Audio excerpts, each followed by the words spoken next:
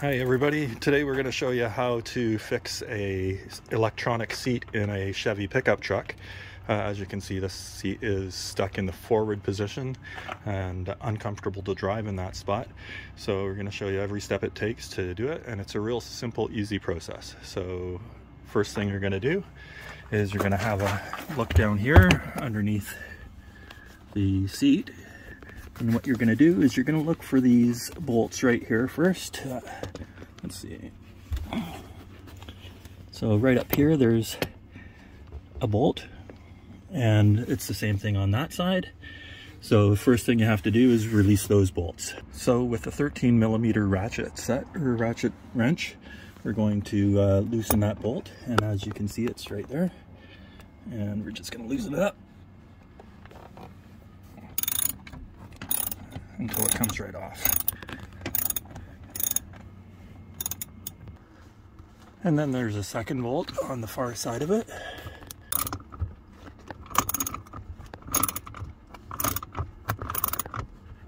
So the next step is to release this baby blue clip here. It's a pinch and release kind of clip. So that blue clip is a little bit difficult to get apart. So you get it released from the underside of the seat. There's this orange plug that plugs into the seat. Once you get that undone, there's a little button here that you have to push in while you're pulling them apart, and it'll release. Once you've got that released, there's another one over there that you have to do the same with. Okay, in order to release that one with the seat lifted up a little bit, you want to push this button in right here. And when you push that in and with two hands pull it apart, that will release it. So as you can see, it lifts it way up and it gives you more room to get into this box here. This is the box that's causing the problem. And it won't be anything about having to replace any parts, hopefully. It's just a matter of opening it up and fixing something. Now, you need to get into this box. Where is it? This box here. So you're just using a slot screwdriver to pop these three tabs up. And one more over here.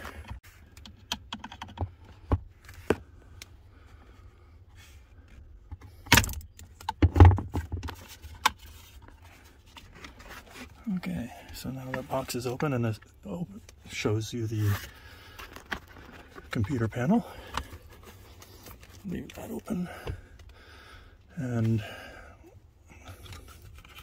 you take this out somehow. Give me a second, I'll show you once it's out.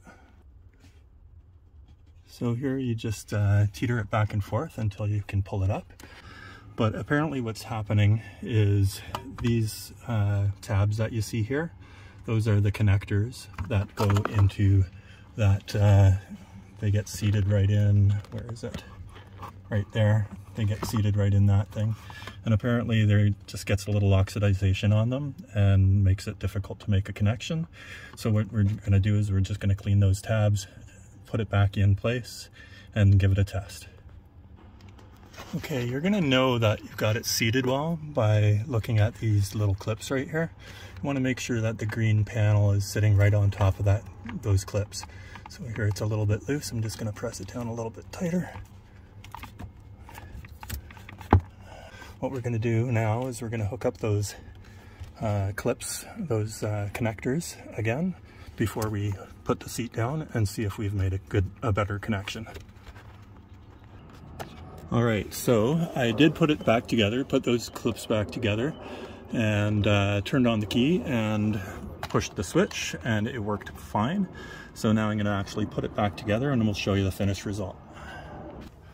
So if you're having a hard time getting the seat put back right in place, when the seat is lifted up, you just have to make sure there's these two little white plugs. You can see the bottom of it here. Make sure that it's in the slip, in the slot that it goes into, and then you push the seat back to get it into place. Once that's in place, you'll be able to get those bolts right in the hole where that gets seated properly, and you'll be able to replace the nut that goes on there. And I'll tighten those right up in a minute. But you'll see now the seat is working. So it's just a matter of making that connection better. Something probably jiggled around during putting the seats back and forward. So now, once you've reconnected all that, it'll be working perfectly fine. I hope that helped. If it does help, make sure you click like and subscribe. Leave a comment. I love to read your comments. Thanks.